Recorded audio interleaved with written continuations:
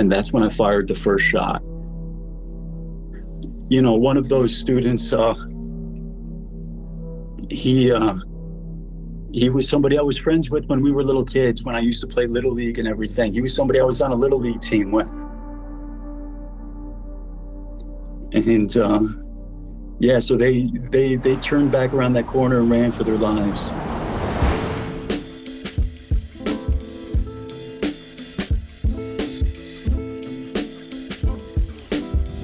Welcome back to Other People's Lives. I'm Joe Santagato. I'm Greg Dybec. For anyone out there that would like to be a guest on our show, don't hesitate to reach out. Our email is oplpodcast@gmail.com. Just send us your story and we'll get back to you. Today, we're speaking to a man named Jon Romano. On February 9th, 2004, Jon, who was 16 years old at the time, walked into his high school with a 12-gauge shotgun and opened fire.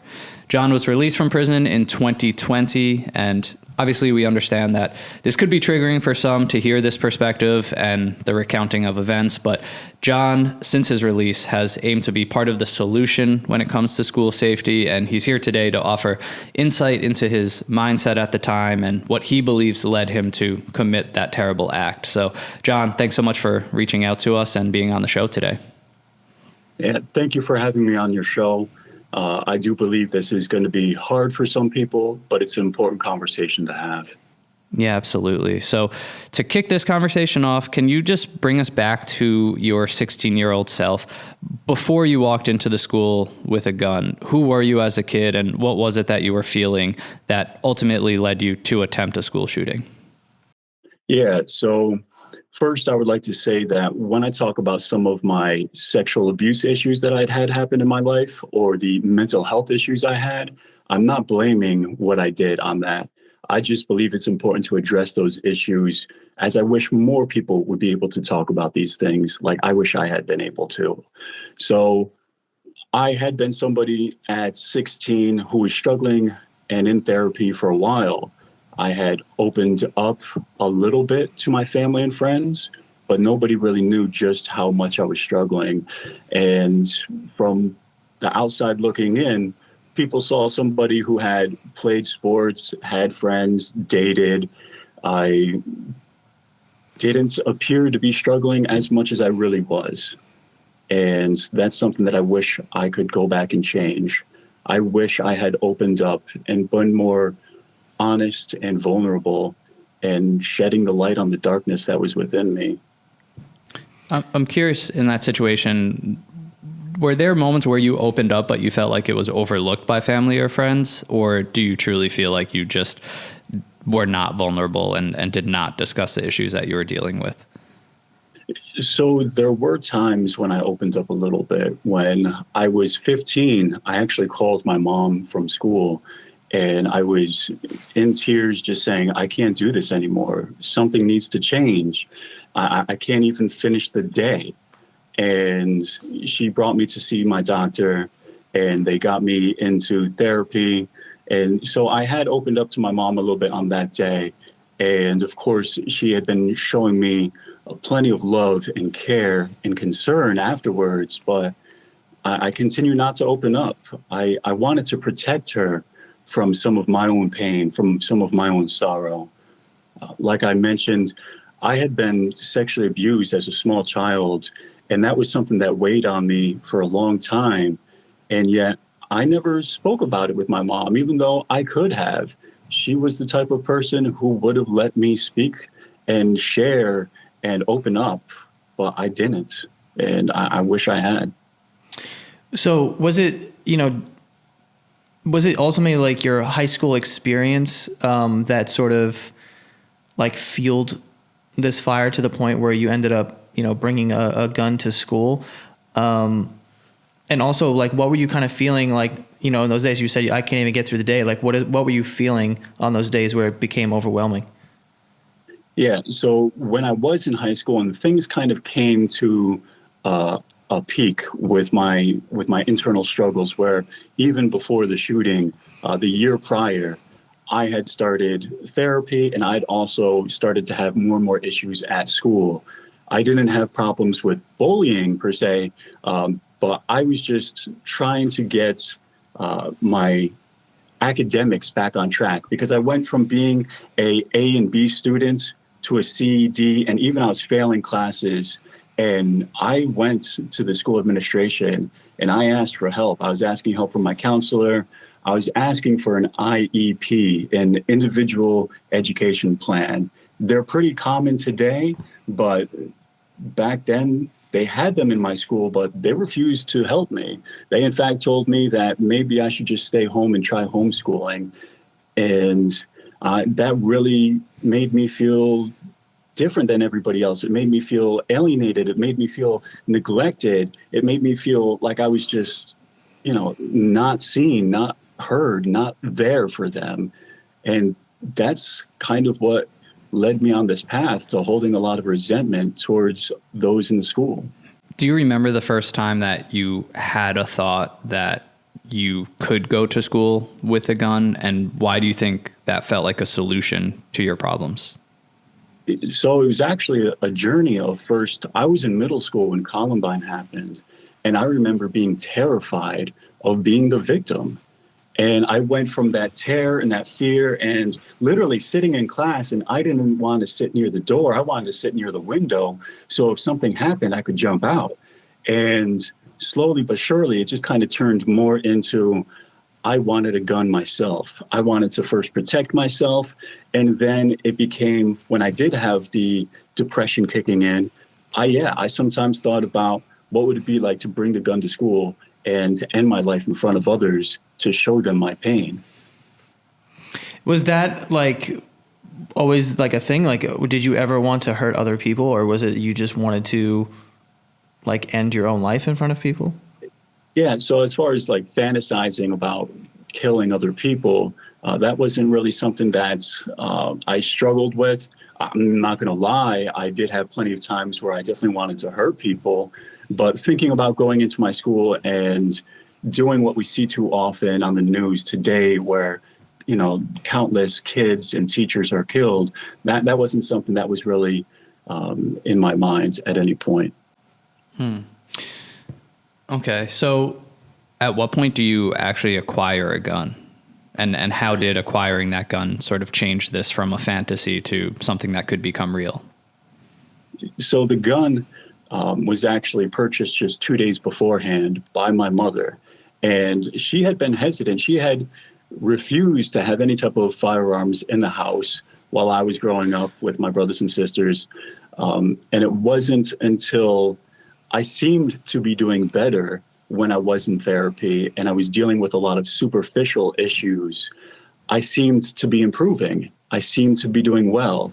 And one of my older brothers was coming home from Iraq and Afghanistan, and he was talking about how he wanted to spend time with me hunting. And that's when I first started to talk about, like, I'm doing better. Maybe it would be okay for my mom to buy something that she could use for self-protection at home, and I could use if I go hunting with my brother. So my mom bought the gun after my therapist, after my psychiatrist, both told her that they felt it was okay for me to have access to a weapon. She bought it on Saturday, and the shooting literally happened Monday. And part of it was that having access to it now made things go from, a fantasy that I hadn't really been thinking about to now when I had the gun. And also, some of my family and friends, they were concerned when they heard that my mom had purchased this gun. And they expressed their love and concern to me. But I was also still distorting things in my mind. In a depressive moment, I started to believe that their love and concern was, oh, you don't trust me. You don't believe in me. Nobody's ever going to trust me again. Nobody's ever going to believe in me again. And that's when it started to become a reality of, I can now do this. I know where the key to the lock is because my mom kept it locked up. And I said, all right, this can become a reality. I can end my pain, I can end my sorrow, and I'll spread that sorrow to others. It's interesting to hear that, you had a psychiatrist, that you were in therapy before these events. I'm just curious, were you ever officially diagnosed with any mental illness or psychological disorder in that time? Yeah, so I had been diagnosed with clinical depression and general anxiety disorder. I had been on different medications that were like SSRIs in the beginning to help with depression. But then actually some of the side effects would lead to me needing more medications. So I went from taking SSRIs to also taking anti-anxiety pills, to then having trouble to sleep. So then I was on Ambien. And so I became on this cocktail for a while. But during the time before the shooting, I'd been taken off of most of those medications, and I was still on Xanax, which is for anxiety, and that was the only medication that I was on. So, And when you you get the gun on that Saturday, and you said the shooting happened on Monday, was there a lot of like planning, or how exactly were you even going to go about bringing a gun into the school? Was it concealed, or you just walked into the building with the gun out? so I knew that I would have to blend in. Like I drove in late that day, and I knew that I would have to blend in. So I had a backpack on, and the shotgun was in its actual case, which is a like black hard plastic case, which I knew anybody seeing me would assume that I was carrying in a musical instrument or something like that. And I was able to walk in the front door. So to Joe's point, like, did you spend that weekend kind of stewing over this? Was there a plan that you made? Were you unsure? Like, did you know that this was going to happen on Monday, or how spur of the moment was it? So no, like when my mom got the gun, there was no ill intent. But after I kind of downward spiraled, like Saturday night, I was out with friends. And Sunday morning is when it really started to dawn on me that in my mind, nobody trusts me anymore. That was what I kept telling myself. That was what fueled me, was the nobody trusts me. Nobody believes in me. I'm never going to be able to amount to anything. All the things that I think I'm going to be able to do in life, none of it's ever going to happen. And that's the key right there, is when I started to believe that I didn't have a positive future. I didn't have the ability to live a good and successful life. I wanted to end things. And so it literally went from Saturday night with friends, having a good time, to Sunday morning, the depression really kicks into overdrive. And by Sunday night, I was writing out a suicide note, preparing to die the next day. And at any point, I know you said no to this earlier, but at any point when you were walking into the school with a gun, did you think that other people were going to get harmed at any point? No. So I knew pretty much that I was using a low grade ammunition, 7.5 grade bird shots. And I'm not saying that you can't hurt somebody with that, but that was kind of my intent, is let me, I was there to make a scene. I was there to either finally be able to pull the trigger on myself, or I knew that if I fired off some shots and terrorized people, the police would be showing up and they would be ready to kill. And that's how I hoped to die. So, okay, if that was like the intent, can we just talk about so the morning of, you walk through the front door, with the shotgun in its case, and how soon after that does the shooting take place? And, kind of just walk us through what happened that day. Yeah, so when I walked through the front door, I went up to the second floor where there was the locker bays and classrooms, but I ended up going into the bathroom, and I went and I sat in a stall, and I was actually in there for probably a good 45 minutes, because suddenly once I was in there, I wanted nothing more than to leave. And I had that moment of going from fantasy to reality, and I didn't want to go through with it. I wish I had been able to do more to have stopped myself. All I did was text a few friends thinking maybe somebody can talk me down. But this was also at a time where cell phones were a little bit less common and nobody was really paying attention to them as much in class. So my friends got these text messages after it was too late. 45 minutes is a long time. Do you remember, what you were thinking or what you were telling yourself in that moment? Were you actively trying to talk yourself down, and what happened at the end of that 45 minutes? Yeah, so I really was trying to talk myself out of it, where I remember very specifically just thinking about just getting back out to the truck. To my idea was the biggest problem was, okay, I was able to get in here, no problem, but will I be able to leave? And that was a part of my fear too, was getting caught on the way out. And I started to feel where, okay, I've come this far. I'm at the point of no return. I can't go back. I have to go through with this. And I kept convincing myself that.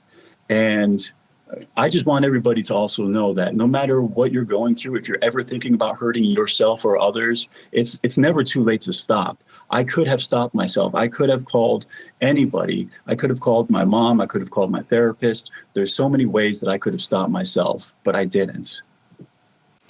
So when you walk out of the bathroom, did you walk out of it, kind of with the shotgun in your hands and people saw it and started running?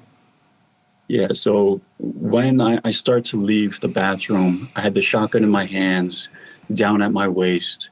And as I'm walking out, it's kind of pointed forward.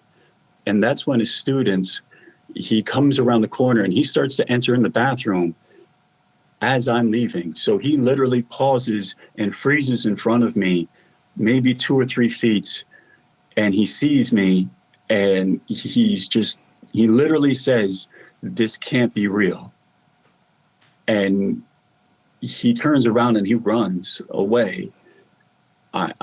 I heard later on, I was told that he ran into the very first classroom, slammed the door shut, and then started to push a bookshelf in front of it. And when I walked out and I was in the hallway, I came around a corner to see 2 other students coming around the corner 40 feet away. And one of them even yells out, "Oh shit." And I'll never forget, because in that moment, to everybody, it was still a regular day. And there was a teacher who heard him yelling that. And I remember her saying to watch your mouth. And that's when I fired the first shot. Although I pointed away and I pointed up towards the ceiling, and the shot went above them into the ceiling. But they didn't know that. One of those students, he was somebody I was friends with when we were little kids, when I used to play Little League and everything. He was somebody I was on a Little League team with. And yeah, so they turned back around that corner and ran for their lives. And I just began to walk down the hall. And I remember that, the doors of the classrooms were all closed except for this one. And I hadn't even been trying to open up any of the doors or anything. I just remember seeing this one door with the door was wide open, and I stepped in to the classroom. I stood right there in the doorway and I saw everybody. And I saw them hiding on the ground underneath their desks. And I remember seeing the teacher at the front of the class, and she's hiding underneath, there's a table, and she cries out, "Oh Lord." And I remember one of the students, she pops her head up above her desk, and she's looking at me, and she's one of the people I was just hanging out with Saturday night. So she has this look of fear and terror, but also of confusion. And I turn around and I walk out, and I'm walking down the hallway, and I'm just envisioning, just waiting for the police to come, or maybe even just being able to sit down and put the gun in my mouth and pull the trigger. But before any of that happens, I get grabbed from behind. The vice principal, he had heard the shots. He didn't know what it was, but he came to investigate. And he would see me walking down the hall, and he ran up and he grabbed at me, and he grabbed at the gun because it was still, the whole time it was down at my waist. And so he came up behind me and he reached one hand and he grabbed the barrel, and the other hand came around the other side and he grabbed at the stock and he squeezed me in between it. And I remember just like at first trying to like push the gun like out and away, but he was a strong guy and he was on my back. And I start trying to like shake from side to side, trying to get him off of me. And that's my finger was on the trigger, so the gun goes off. And I didn't know at the time. I didn't know that there was a teacher coming up behind us. And I didn't know that I just shot him. See, he got hit in the shin, thankfully. He was able to get the help that he needed physically, but psychologically, him and so many others were traumatized. But I mean, I didn't even know I'd shot somebody. And I'm still trying to get this guy off my back, the vice principal, and eventually I just let go. And I said, fine, I give up. And that was it. He just grabbed me by the back of my jacket and, you know, he walks me over to this office that's closed and he's knocking on, it's a teacher's office. And I can still remember the teacher crying. And I remember the vice principal telling him, it's okay. I got him, it's over. And they put me in the office on the ground, waiting for the police to show up. And yeah, by the time the police showed up and put me in handcuffs and took me out of there, the SWAT team was showing up and, you know, they were asking me, is there anybody else? Is there anybody else? No, it's just me. So at what point during, you know, you let the first shot off and you say, you know, and we can hear you being like emotional while telling this story. Was there at any point during this where you already started to regret your decision, or did that all kind of hit you as you were sitting there waiting for the police to show up? Honestly, I started to numb myself. I became disassociated. And I didn't feel anything. I didn't feel remorse. I didn't feel pleasure. I didn't feel sad. I didn't feel regret. I didn't feel anything, even after the shooting. It was like my mind was in shock and I couldn't handle what I had just done. And it just kind of, it hit me in waves as the days, weeks, and years went on, where it would just hit me in waves of how much pain I'd caused people. I just don't think I was able to mentally handle it at first. It feels like, just hearing you tell that story, like Joe said, it's full of emotion, and it feels like so much of the remorse is around the trauma that these people, you know, had to live with after those actions. These people that you said you were even friends with at that point. Is that something that you kind of began to regret immediately once you, I guess, realized how these actions could have long-term effects on these people that you knew? Yeah, so as time went on, and it wasn't just about the people who I knew, but I mean, as time went on, obviously I realized that my actions not only hurt people that were right there who saw me, but the people who heard me, but all of the students, the staff, even their families, as their families start to hear there's been a shooting. And this is, of course, just 4 or 5 years after Columbine. Everybody's thinking the worst. Everybody's flooding to the school thinking that their son, their daughter, you know, somebody that they love is now dead. You know, so I mean, yeah, that it took a while, but that really just started to hit me more and more as the time went on. And for a long time, I didn't think that I'd be able to be any sense of positivity in the world again, because I knew that I had caused so much trauma to so many people. And honestly, all I'm doing right now when I speak to you and others is I can't take away that pain, no matter how much I wish I could. But I can try to prevent other communities from experiencing that. Absolutely. And, you know, in the days to follow, can you just talk about the obvious consequences of this, the sentence that you received, and ultimately the time that you spent in prison? Yeah, I spent 17 years in prison from the shooting. I pled guilty and received a sentence of 20 years for attempted murder and reckless endangerment. And throughout the time that I was in prison, I was kept in maximum security because they claimed my crime was just so public and violent, and they believed that I was a threat. And but I'll tell you though, throughout my years in prison, what really helped me turn my life around was the compassion I got from people. And I know that that might sound crazy to hear, but people from my community ended up reaching out to me and saying, what you did was horrible, but I hope you get the help you need. I hope that you're able to turn your life around. And people believed in me when I didn't believe in myself, and especially hearing that, the forgiveness from people, that was also something that really influenced me, where it made me believe, okay, maybe I have done something terrible. Maybe I have done something that will hurt people for the rest of their lives. But thanks to the compassion of some, I was able to start believing in myself. That feels very rare, or at least unexpected.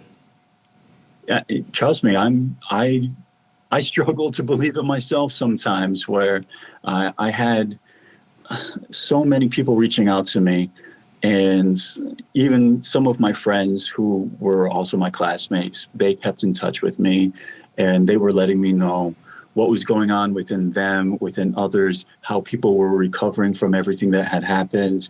And that also kind of helped keep me in touch and realizing the pain that I had caused so many. So there was definitely the balance of the pain and the suffering, but also that other side of that, people willing to have compassion, which is definitely rare, but is powerful. And how do you feel about your sentence? Because you essentially transition into adulthood while in prison. 17 years is a long time, formative years. Do you feel that it was fair and fitting? Yeah, so I would definitely say that I understand the criminal justice system wants to set an example, and they want to hopefully prevent others from following down the same path that I did. However, I tell people it doesn't matter how much time you give to somebody in this situation, because other people who may be thinking about doing the same thing plan on dying before they're ever arrested.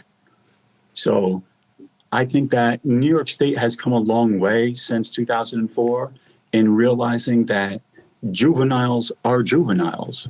I was charged and treated as an adult, despite nowhere else in society was I treated as an adult.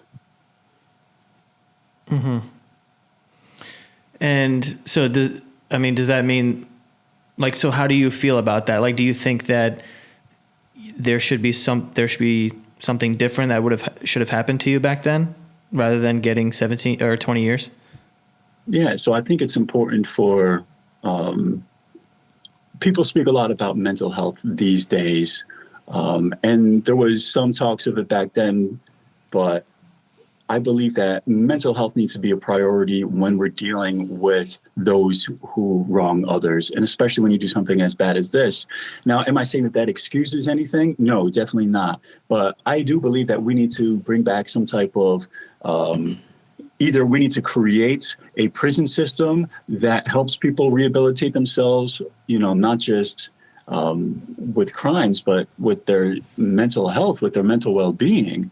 We need to bring back the mental institutions and not the ones of old where they were places of horror, but we need to be able to help people get more in touch with themselves and how to express themselves, how to work with others, and never feel like they have to lash out and hurt others again. Yeah. I was going to ask, like, do you have an opinion on why, we've kind of seen an uptick in this country of school shootings? Do you have any, insight on why that might be?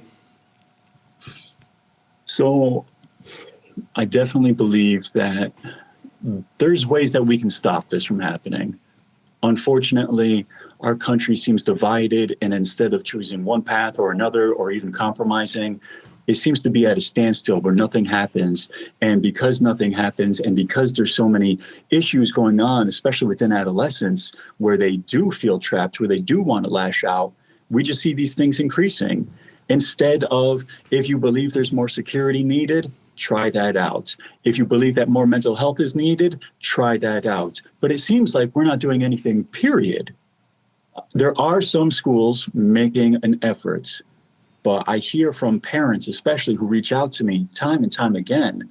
These schools have done nothing dramatic to change these things from happening. And I'm not blaming the schools. I'm not blaming the school districts. I'm not blaming anybody. But I'm saying we should be doing something different. As the years have gone on and as things have evolved, we need a different strategy.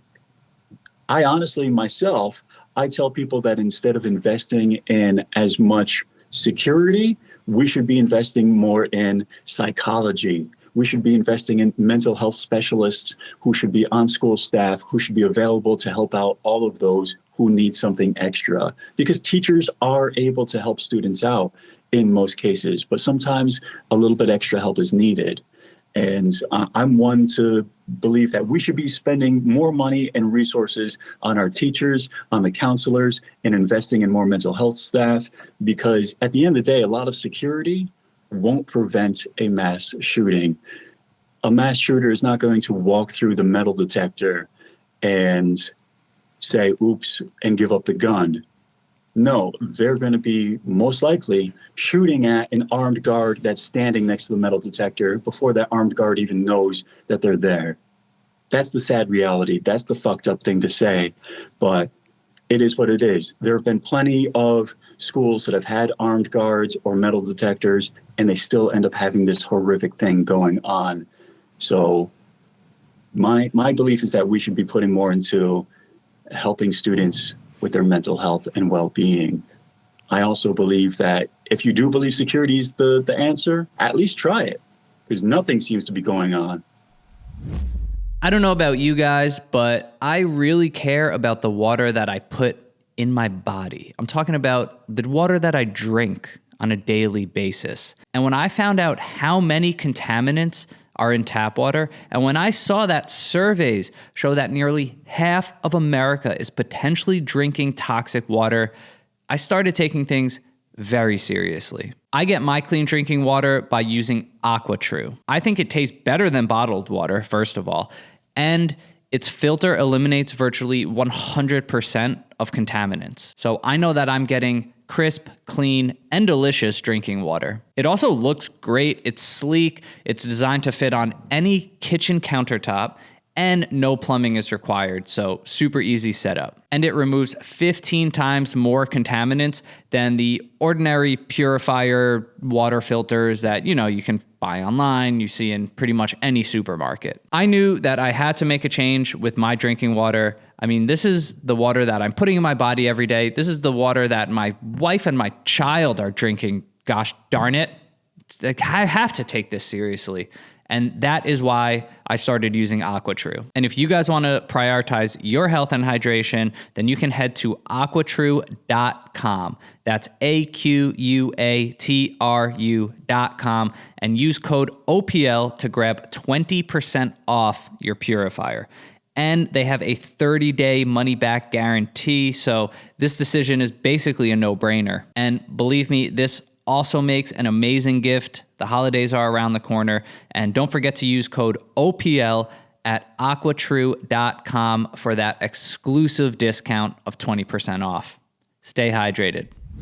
Yeah, and one of the arguments you hear a lot, I'm assuming you dismiss this as well. A school shooting happens, and you hear blame on external things. So you hear if there wasn't so much violence in video games or movies. That's one argument that pops up every time there's one of these tragedies. I'm assuming that's something that you just kind of fully dismiss as well. I mean, I wouldn't say I fully dismiss it, but there's violent video games and heavy metal music all around the world, right? But you only see school shootings on a level like this in America. So that's not something you can blame. And to be honest, I know that a lot of people will get upset. I speak a lot about mental health, but yes, guns are a part of the problem. The reason why so much gun violence happens in America is because we have so many guns. Now, I'm not one for banning guns, but there are definitely some steps that we can take so that all gun owners, like most of them already are, but we need to try to have all gun owners be responsible gun owners. Yeah, we appreciate your insight into that and, answering that question. And when it comes to your rehabilitation, it seems like your time in prison, you took that very seriously. And one thing I read is that you actually publicly praised the vice principal who stopped you. Can you talk about that a little? Because I believe you said that you owe your life to him. Yes. So, after Parkland, Florida, after the massacre there, I wrote a letter to local newspaper because I saw what was going on with the survivors of this terrible shooting, and they were speaking out, and they were facing some people who didn't want to listen to them. So I wrote to the newspaper and I said, we should be listening to these survivors, these people who have witnessed this firsthand, who have experienced this, and who will live for the rest of their lives with trauma. We should be listening to what they have to say. And at the same time, I took that opportunity to recognize that my own victims, all of my classmates, all of the staff that were there in Columbia High School, they struggled to that day and to this day with what I'd done. And especially every time they hear about another shooting, they relive what I did. But it was thanks to the vice principal. He saved my life. And I wanted to be able to publicly say that because it's something that I'd never said before. And I wanted people to know that I'm very thankful that this man was there and that he was brave enough to come and grab me, and he saved my life. Have you ever spoken to him directly? So I'm not allowed to speak to him or the teacher. The courts put orders of protection that are still in place. Okay. If you did have the chance, what would you say, for example, the teacher that you did end up shooting? Yeah, I mean, that's difficult.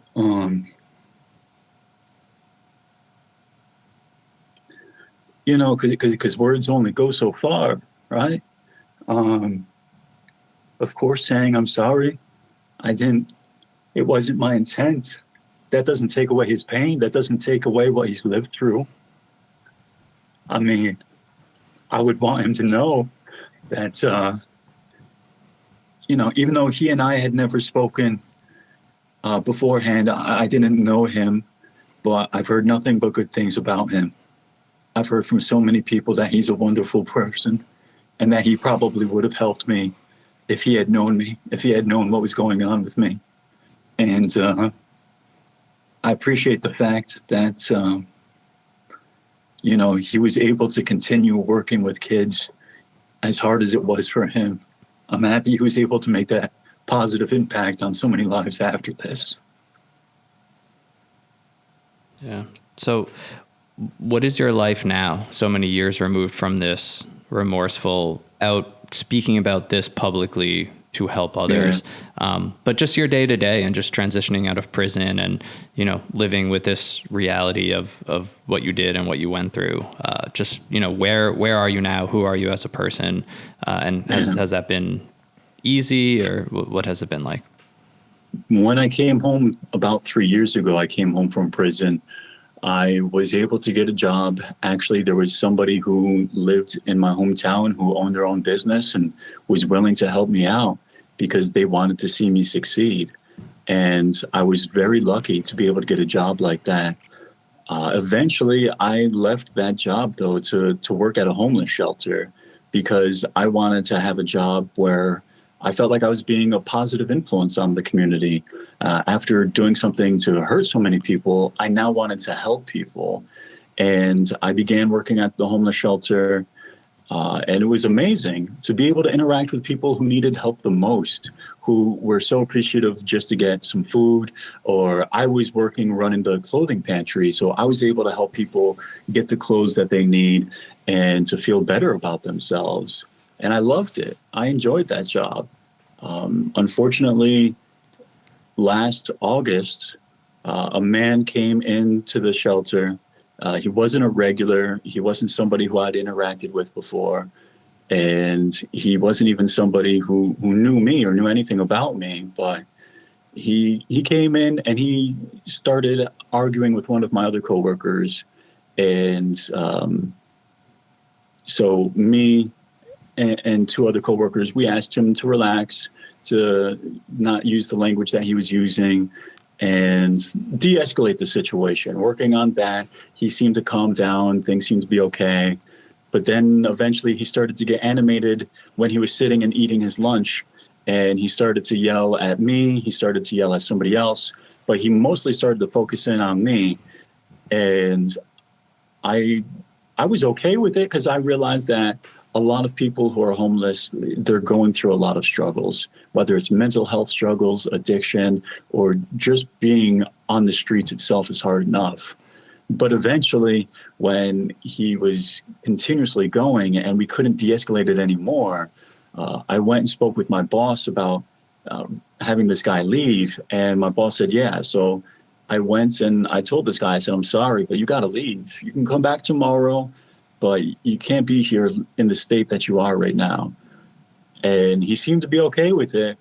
But then he said, can I go and get my property? Because we have lockers for people to stash their stuff.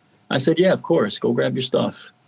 And long story short, he came out a minute later and he had swords. And he ran right for me. And he almost killed me. He did his best. I managed to fight him off even as I ran away and he knocked me down. I kicked at him and he started chopping at my legs. And he almost took my left foot off. He almost took my right leg off. And he just kept swinging. Eventually he would walk away. But it was just to get, he had one sword in the beginning. And then he walked away and it was just to get his second sword. And he literally came back at me as I'm lying there covered in blood. And he started swinging again. But I kept holding my legs up. I kept kicking at him. And even when I couldn't kick at him anymore, that's when he got like up above me and he started swinging for my head. And I held my arms up and he practically cut off my hands. So eventually he stopped because he thought he had done enough to kill me. But when he left and the police came, they put tourniquets on me. And despite all the blood loss, despite the fact that my hands were now practically completely cut off, that my right leg was almost cut off, that my left foot was almost cut off, I somehow managed to survive. And I spent months in the hospital and nursing home. And I'm disabled. I can walk again. It took me a while, but I can walk. But my hands no longer really work because even though they were able to attach them and sew them on, like I don't have a lot of movement in my hands. So today, I can't go back to work right now. I'm still trying to work on healing, but I'm also trying to help others. I'm using this time to now share my story more and more with others and to hopefully make a positive impact. So that's sort of your goal at the moment, is to try and use your story and your experiences and hopefully try to help someone that may be going through, something similar that you were when you were 16. Yeah, that's my goal, is to help people realize that whether you're a teenager or an adult, when you're struggling, when you're going through something, even in your darkest of moments, I want you to know that it can be okay. So many of us have been through it and we've made it through, and life can go on. Life can be beautiful. We just need to be able to have more people open up and share about their own experiences so that when those people are in the darkest of moments and thinking about hurting themselves or thinking about hurting others, they can know we are here with you and we will help you. And that's my goal, is to really raise awareness and to end the stigma against mental health so more people can get the help that they need before they ever come to the point where they're wanting to hurt themselves and wanting to hurt others. But again, I'm not blaming mental health, but it's definitely a big piece of the puzzle that we need to be addressing more. to prevent not only shootings in schools, but the suicides at home, the overdoses that are happening all over the place. We can be more in touch, and we can be more supportive of people, because so many people don't have the support they need. So many people don't even have a supportive family. So we should be able to step in and help people out more. And that's what I'm trying to do right now. Yeah, well, we thank you so much for that message, for coming on here today and reliving, all of the events that, you just went over. And like you said, that this will be triggering. I'm sure that there's people out there who just may never forgive you. And there's people that you've, in your life who have forgiven you and believed in you and believe in second chances. But I think regardless, we agree that it does more good, for you to share this story. So we're, happy to have you on and appreciate it, and, wish you luck with everything moving forward. And, I hope that you continue spreading this message on as many platforms as you can. And I appreciate it, because this is not, I understand this is not about forgiveness, because so many people will never forgive me. This is just about trying to have that discussion and make the changes possible to save lives. So I appreciate your time, and I hope your listeners will understand that whether you like me or hate me, we just need to be able to come together to prevent these things from happening. Well said. Thank you for the time again. Thank you, guys. I appreciate it. Yeah. Have a good one. You too. Take care. Bye.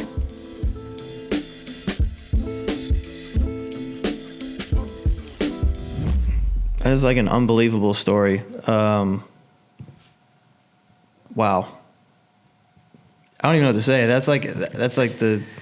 I almost just kind of want to let that hang out there for, what it was. I think, again, just from our side of things, it's just one of those chances to hear a perspective that never would I have thought that we would have had that conversation. And, I think at the end of the day, it's not for us to say, if he should be forgiven, if he's changed, if he's genuinely remorseful, all of that. But, he's out there, he's sharing the story, he's being very vulnerable.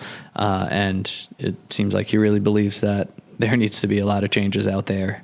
And, as we know from this show, there's, bills to be passed and politics and all that, but sometimes just sharing your story, sometimes just connecting with people, letting them know they're not alone in how they feel, or even just coming out and saying, the thing I did in the past was terrible, and maybe I shouldn't even be forgiven for that, but I'm going to try to move forward. I'm going to try to be helpful, and I'm just going to try to shine some positive light. That's important. That's how change happens too. Even if it's on a small scale, it's change, and that's important. Yeah, I think it's also important to listen to people like him, to be honest, because again, like he said, this isn't about forgiveness, because it doesn't matter fucking whether we forgive him or whatever, that doesn't matter. But we do need to understand why this happened, why it always happens, or like it happens all the time. It reminds me of like that Netflix show, like Mindhunter. It's like they were the first guys that went in and they were just kind of like interviewing and talking to serial killers just to know like what kind of person they are, to have some sort of understanding. So I think it is important to, hold people accountable, but also listen and like figure out why this is happening. Can it be prevented? Is it, just a bad apple, or is it just, whatever? Is there some sort of commonalities between, all of these cases where these things happen? And, I think it requires like a bit of empathy so that you can protect the greater good in some sort of way. So that was a wild episode for me, to be honest with you. Like listening to that, I think, a lot of people can learn from that. It's good to be able to talk to someone who was kind of like behind the gun, and then where they are now, and like what their life's mission is now, is the complete opposite thing. You know what I mean? Like you don't have to go through the traumatic thing to like realize that like you're not alone, or that you should have talked to people, or whatever. You can learn from other people's experiences. So that's why I think it's important to talk to people that have been through things like this. And he's spoken about this on a few other platforms. I believe his social media. His name's Jon Romano.